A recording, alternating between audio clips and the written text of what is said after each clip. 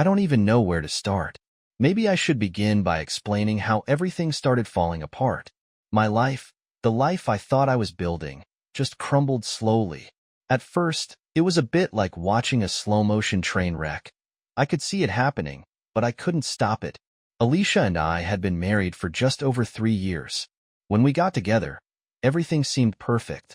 She was smart, ambitious, and everything I wasn't. I mean, I had ideas, but the real world? It was kicking my ass. I'd landed a decent job in IT right out of college, and for a while, it seemed like things were looking up. But then, like they always do, things changed. The company I worked for cut back on projects, and I found myself laid off, struggling to get freelance gigs. It wasn't even that I didn't want to work. I did. But the industry wasn't kind to freelancers who hadn't yet built a reputation. Alicia tried to hold it together. She kept working her marketing job, pushing herself to the limits. She'd say things like, "We'll be fine, Mike. You just need to stick with it." But there was this underlying tension that neither of us wanted to admit. The money wasn't coming in, and no matter how hard we tried, the bills kept piling up. She would get home late, exhausted from the endless grind. But I could see the frustration on her face. I'd try to talk to her, but the conversations were always awkward. She'd be distracted, pulling out her phone or staring off into space. It was like she wasn't really there anymore. And me? I was drowning in self-doubt. Every time I looked at her, I could see the weight of it all on her shoulders. But no matter what I did, it wasn't enough to make her feel safe, to make her feel like we could get through this. I tried, but my frustration showed. My stress turned into resentment, and before long, we barely even talked to each other. We were just existing in the same space, like two strangers trapped in the same room. I had become the guy who sat around, waiting for things to change while she got up every morning, leaving before the sun came up, and coming home late at night, only to collapse on the couch. That's when things started to get really bad. Alicia had always been strong, confident, but now she was starting to break. It was around that time that Gavin came back into the picture. I still remember the first time she mentioned his name again. She'd never really talked about him much before. But then one evening, when I was sitting on the couch, half watching some random movie, she turned to me and said, "You know, Gavin's back in town." I had no idea who Gavin was at first. She didn't mention him much when we first met, but as soon as I heard his name, I saw her eyes light up, just a little, like someone had turned on a switch. I thought nothing of it at first, but that night, as she told me about how he had moved back after living abroad for a few years, I noticed something. Her voice softened when she talked about him. She was almost nostalgic. "You should reach out to him, Ollie," I said, trying to sound casual. "It might help you get some fresh ideas for work." But Alicia just shrugged, that distant look returning to her face. "Maybe. We'll see." Days passed, and then one evening, she came home and told me that Gavin had invited her to a party. "A work thing," she said. It was his way of welcoming her back into the fold, offering help with her career, since she was struggling with her own ambitions and work pressure. I didn't think anything of it at first. She needed help, I understood that. But a part of me felt uncomfortable. I couldn't shake the feeling that something about this whole situation felt off. Gavin had always been charming, and Alicia had never been immune to that charm. But I kept my mouth shut. After all, who was I to stop her from getting help? She worked so hard, and I couldn't even hold down a steady job. I didn't have the right to say anything. So, when she left for the party, I stayed home, trying to distract myself from the gnawing feeling that something was going to happen. And I was right. The next day, Alicia came home late again. She told me the party had been nice, that Gavin had been helpful, and that she felt appreciated for the first time in months. I wanted to be happy for her. I really did. But something in her voice, something in the way she looked at me, made me uneasy. It was like she was a little too happy, and I wasn't the source of that happiness. The following weeks were a blur of late nights and subtle changes. Alicia started spending more time with Gavin. Lunches, phone calls, work meetings. She'd mention him more often. The more she did, the more I could see her pulling away from me. She started wearing nicer clothes, more makeup, and spending extra time in front of the mirror. I would sit there, trying to catch her eye, trying to bring back the woman I had married, but she was slipping further away. Then one evening, when I was working late, she came home and dropped the bombshell. "I'm going to Gavin's tonight. He wants to go over some things for my career," she said. Her tone was casual, but the way she said it made me feel like she was already distancing herself from me. That night, I sat in the silence of our apartment, the clock ticking loudly in the background. I couldn't shake the feeling that something was off. Maybe I wasn't the only one noticing the changes, but I never expected what came next. Around midnight, my phone buzzed. It was a message from Alicia. "Mike, I need to talk. I'm so sorry. I never meant for this to happen." And in that moment, I realized that my worst fears had come true. Alicia had been seeing Gavin, not just for work, for everything else too. The first time I found something was when I was coming home from work one evening, worn out from another long day of chasing jobs that never seemed to land. My mind was heavy with the weight of it all, and the last thing I wanted was more problems. But when I stepped through the door and noticed Alicia's phone left on the kitchen counter, I felt a strange pull. I don't know why I did it. Maybe I was hoping for something that would make me feel like everything was okay again. Maybe I just wanted to catch a break. I had seen Gavin's name on her screen a few times before, but this time, something was different. A message popped up on the screen as I picked up the phone without thinking. The text from Gavin read, "I miss you. Can't stop thinking about you. We need to be together soon. I need you." I froze. The words burned into my mind.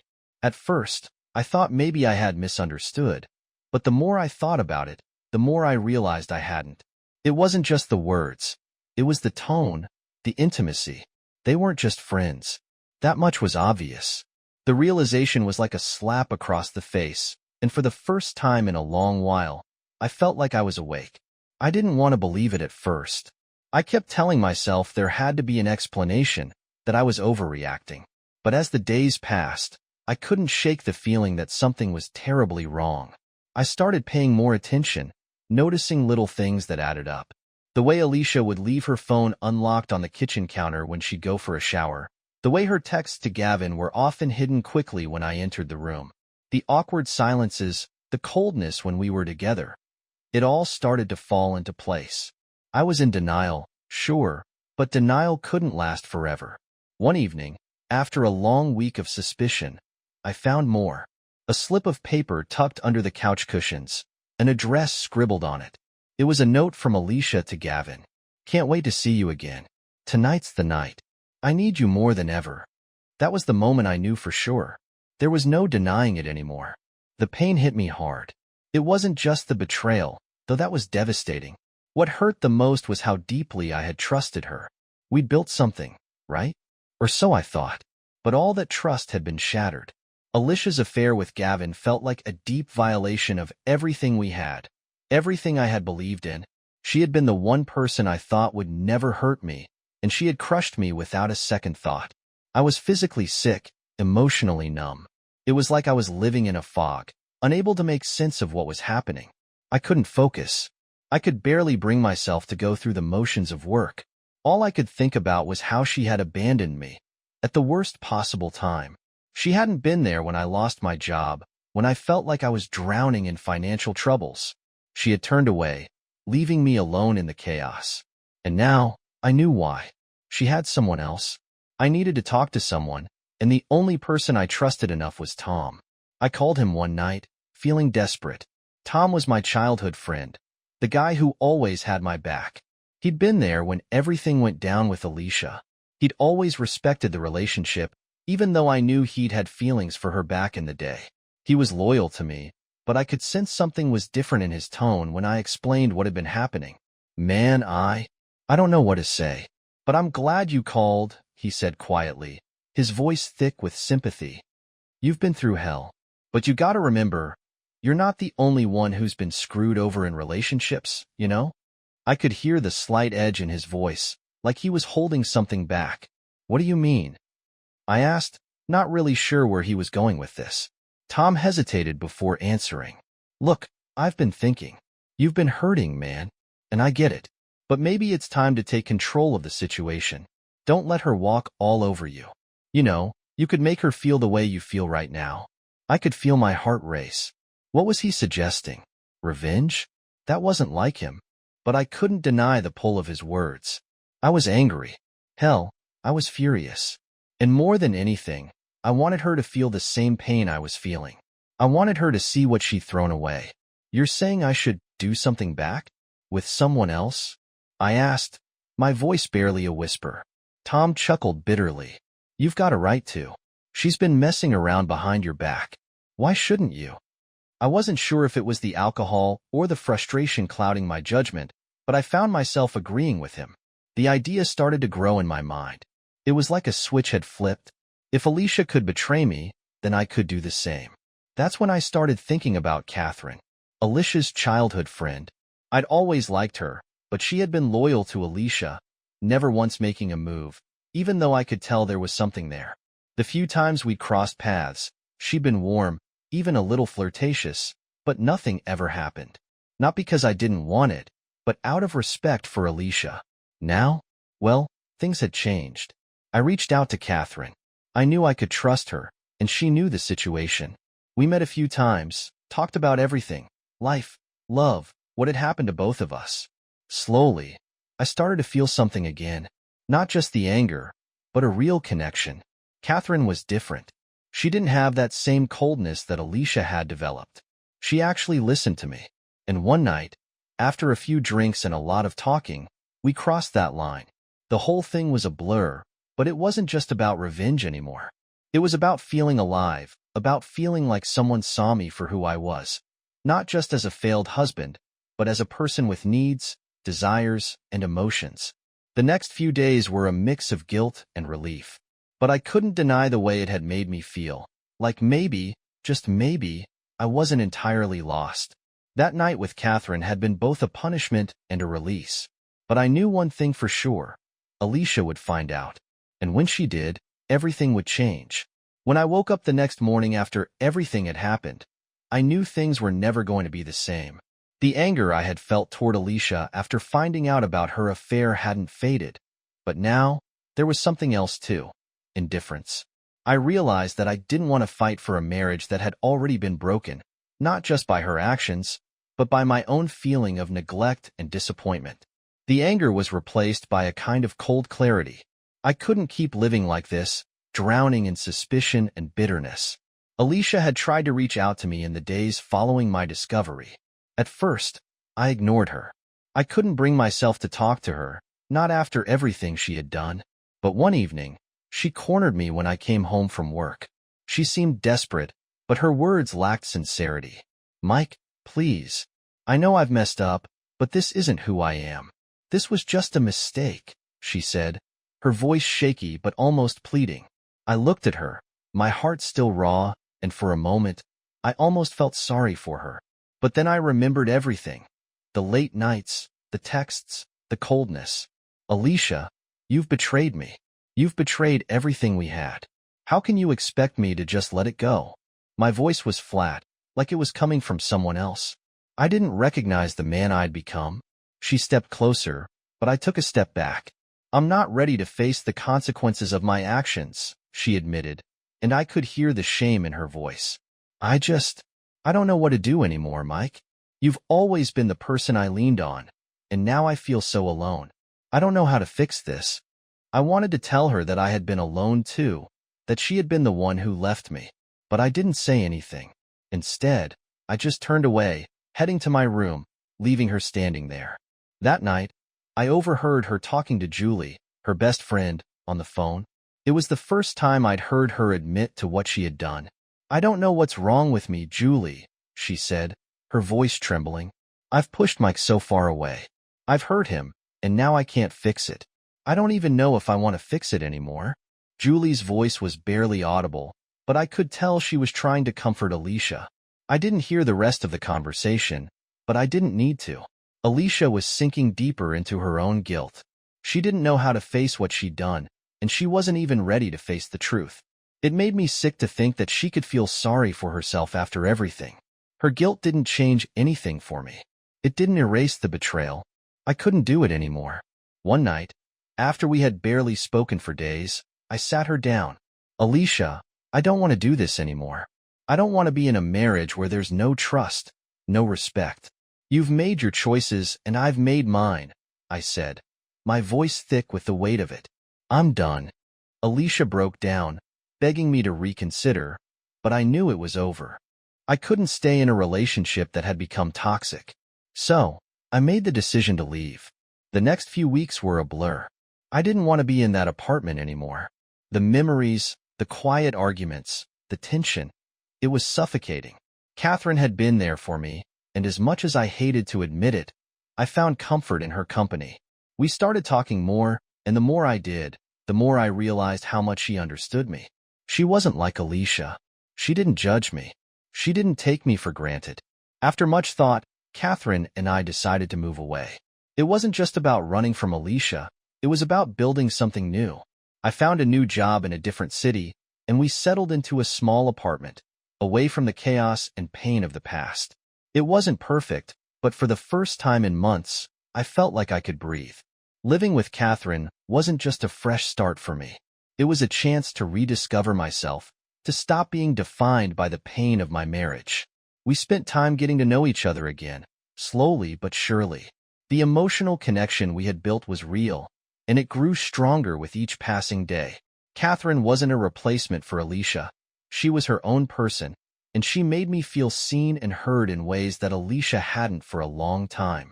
But that didn't mean everything was easy. I still carried the weight of my past, and the scars of my relationship with Alicia weren't easy to shake off.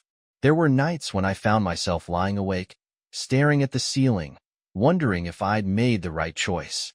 The guilt, the confusion, it lingered. But Catherine was patient. She never pressured me to let go of the past. Instead, she encouraged me to confront it, to face the emotional damage that had been done. Meanwhile, Alicia was falling apart. The realization hit her harder than she expected. After I left, she tried everything to salvage our marriage. She called me, sent me messages, but I didn't respond. She tried to contact Catherine, but Catherine refused to have anything to do with her. It was clear that Alicia hadn't fully understood the gravity of her actions until it was too late. She spent days holed up in her apartment, crying, trying to make sense of what she had lost. She reached out to Julie again, but even Julie, who had been her closest confidant, couldn't pretend that Alicia was the same person anymore. In the weeks that followed, Alicia realized the depth of her mistakes. She began to see that her marriage had been more than just about a man. It had been about her own growth, her own support system. But now it was gone. She had burned the bridge, and there was no way back. Eventually, Alicia made the decision to focus on herself. She started therapy, working on her own emotional well-being. She knew it would be a long, painful road, but for the first time in a while, she understood that the change had to come from within. She stopped looking for external solutions. No more distractions, no more excuses. She would work through her guilt, her pain, and start to rebuild her life, one step at a time. But even as she began this journey of self-discovery, she knew that the emotional cost of her choices would haunt her forever. As for me, life moved on. I had Catherine by my side, and though I was healing, I couldn't forget what had happened. But maybe, just maybe, I was learning to forgive myself for not seeing the signs earlier, for letting it go on too long. I wasn't perfect, but I was moving forward, and that was all I could do. Life has a funny way of forcing you to rebuild from the ground up. You think you're done, that you've hit rock bottom, and then, just as the dust settles, something changes. It was never easy, but as I settled into this new life with Catherine, I started to understand what it meant to find peace. True peace, not just the temporary distractions I had tried to cling to for years. Catherine and I had built something real, something different from what I had with Alicia. When we moved to the city, everything felt fresh, like the world was wide open again. It was more than just escaping the past.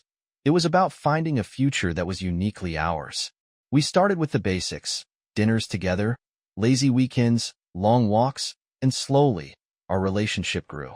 It wasn't based on the chaos of the past or the need for revenge. It was rooted in understanding, in sharing our vulnerabilities without judgment. Catherine didn't see me through the lens of my mistakes. She saw me for who I was now, the person I was becoming. She never tried to fix me, but she always made sure I knew I wasn't alone. It felt like I was finally seen. not as the guy who'd been wronged, but as a man with hopes and fears, who had a past but didn't have to be defined by it. For the first time in a long while, I felt valued, like I mattered in ways that went beyond the surface. We started talking about the future. At first, it was small stuff.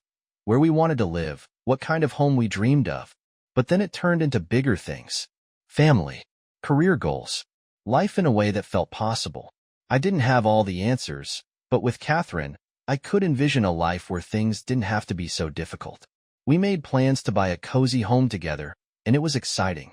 The thought of having a place that was ours, a sanctuary away from the chaos, felt like a reward for all the pain we'd both endured in the past. Meanwhile, Alicia's journey was nothing like mine. She had started to work through her own demons, but the road was long and winding. I could see it in her messages, the ones I sometimes received when she'd reach out, trying to make some kind of connection. It was clear that she was struggling, not just with the consequences of her affair, but with her own sense of self-worth. Alicia was not the same person she had been. She was trying, really trying, to heal. But the emptiness inside her was something I couldn't fix. She had spent years seeking validation from external sources, from me, from others, and it had all crumbled. The affair, the lies, the betrayal. It all stemmed from a deep well of insecurity. And now, as she tried to rebuild her life, I could see her grappling with the realization that she was the one who had to change, not just her circumstances. Her career had taken off again. She threw herself into her work, trying to make up for the lost time. But no matter how much success she found, it didn't fill the void. She sought therapy, a slow and painful process, where she began to unpack the layers of her past. I never asked for details, but from the few conversations we had, I knew she was learning to trust herself again. She was learning that self-worth couldn't be measured by the approval of others. It was a hard truth, but one she was starting to understand. But Alicia wasn't alone in her journey of self-discovery. She began to reconnect with the parts of herself she had lost during our marriage. She reached out to old friends, people she had drifted away from over the years. One of them was Maya, her college roommate. Maya had always been a grounding force in Alicia's life, and now she was there again, offering support. Alicia confided in Maya about everything, the affair, the mistakes, the pain. And for the first time in a long time, Alicia began to see herself as more than the sum of her mistakes. Maya was a reminder of who Alicia had been before all the chaos. With Maya's encouragement, Alicia started to participate in activities she used to love. Art classes, hiking trips, and spontaneous adventures that made her feel alive again. I never got the full picture of Alicia's transformation, but I could tell she was working hard to heal.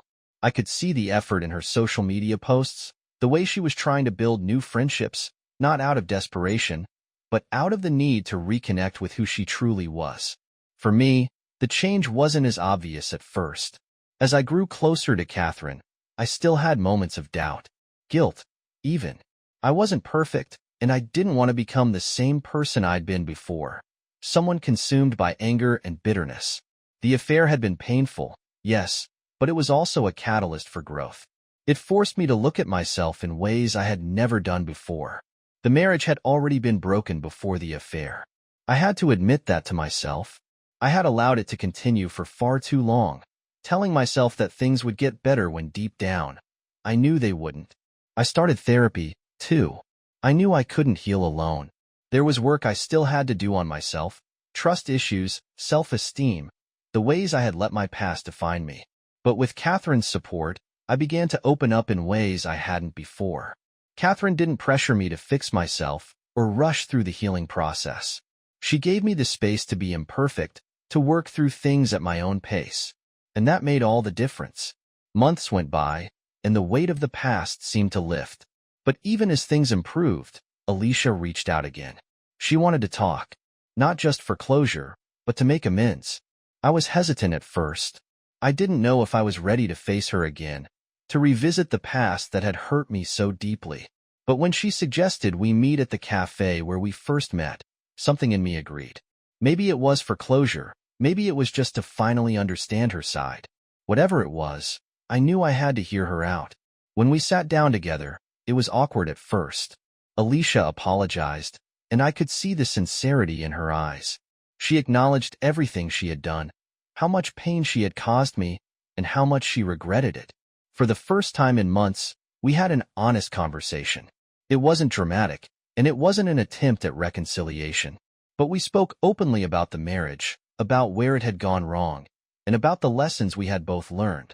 There was no sudden reconciliation, no magical moment where everything was fixed, but there was respect. We both understood the depth of the damage, and for the first time, we both saw each other for who we really were. Not just as the people we had been in the past, but as individuals who had made mistakes and had to live with them. We both agreed that the best way forward was to let go, to move forward separately, but with a mutual understanding. As for me and Catherine, things continued to grow.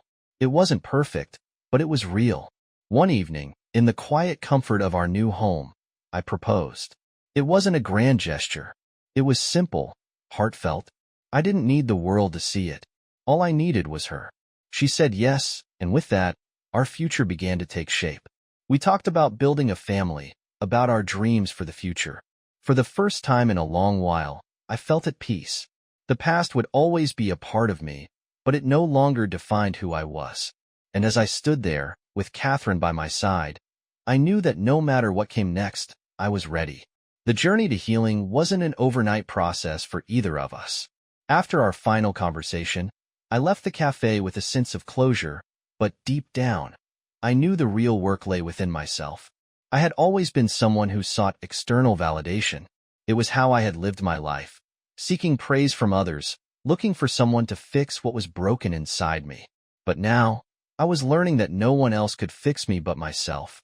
I began my therapy in earnest, digging deeper into my insecurities, trying to understand the root of the choices I had made.